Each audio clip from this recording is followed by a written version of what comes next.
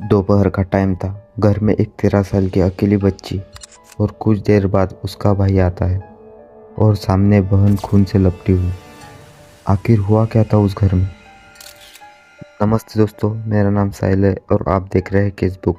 आज की कहानी सातारा के सासपड़े गांव की है, जहाँ हुई एक ऐसी वारदात जिसने पूरे गांव की आग की तरह भड़का दिया। 10 अक्टूबर की दोपहर 13 साल की आर्या चौहान स्कूल से घर आई। घर में उसे समय कोई नहीं दिखता था। आर्या अकेली थी।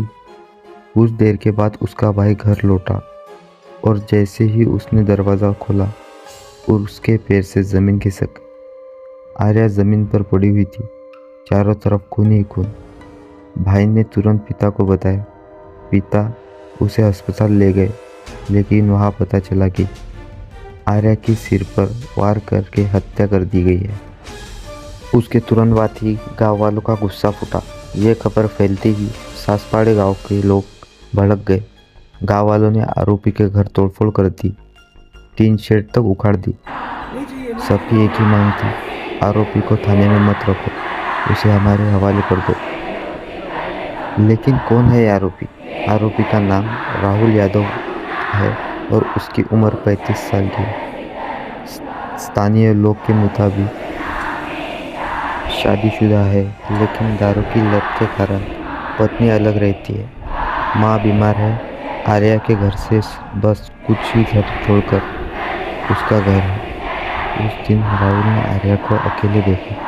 उसने आर्या पर गलत हरकत करने की कोशिश की, लेकिन आर्या जमकर विरोध किया, लात मारी और चिल्लाने लगी। चिल्लाहट बाहर न जाए, राहुल ने घर में रखे पत्थर की जात आर्या के सिर पर मार दी और फिर भाग गया।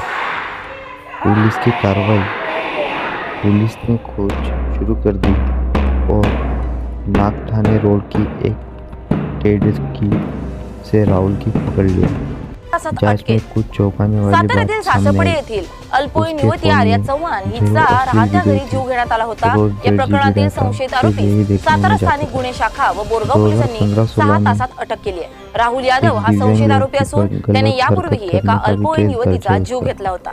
आर्या के परिवार ने उसी केस में पीड़ित परिवार की मदद की थी और राहुल पर सख्त कार्रवाई की मांग की थी। यही बात राहुल के दिमाग में बदले की आग बनकर रह गई।